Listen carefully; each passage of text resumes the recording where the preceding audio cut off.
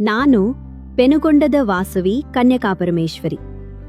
ಗೌತಮಿ ನದಿಯ ತೀರದ ಪುಣ್ಯ ಭೂಮಿಯಲ್ಲಿ ನಾನು ಅವತರಿಸಿದೆನು. ಋಷಿಗಳ ತಪಸ್ಸಿನಿಂದ ಪವಿತ್ರವಾದ ಕ್ಷೇತ್ರದಲ್ಲಿ ಕುಸುಮಶ್ರೇಷ್ಠಿ ಕುಸುಮಾಂಬ ಅವರ ಮನೆಗೆ ಬಂದೆನು.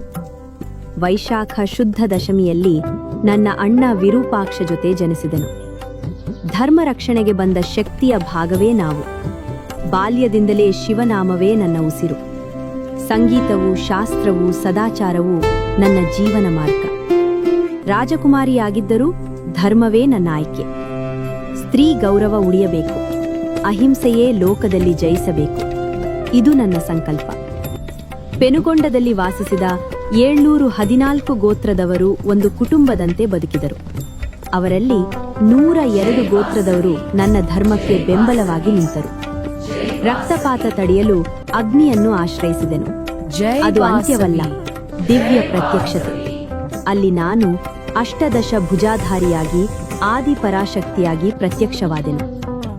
ಅಹಿಂಸೆ, ಸತ್ಯ, ಧರ್ಮ, ಸಮತೆ ಇವೇ ನನ್ನ ಉಪದೇಶ. ನನ್ನ ಕೃಪೆಯಿಂದ 102 ಗೋತ್ರದವರು ಮೋಕ್ಷ ಪದ ಪಡೆದರು. ಅವರ ಸಂತತಿ ಧರ್ಮ ವ್ಯಾಪಾರ ನಡೆಸಿದರು.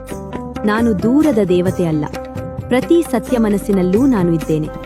ನನ್ನ ಆಶೀರ್ವಾದ ಎಲ್ಲರಿಗೂ ಸದಾ ಇರುತ್ತದೆ.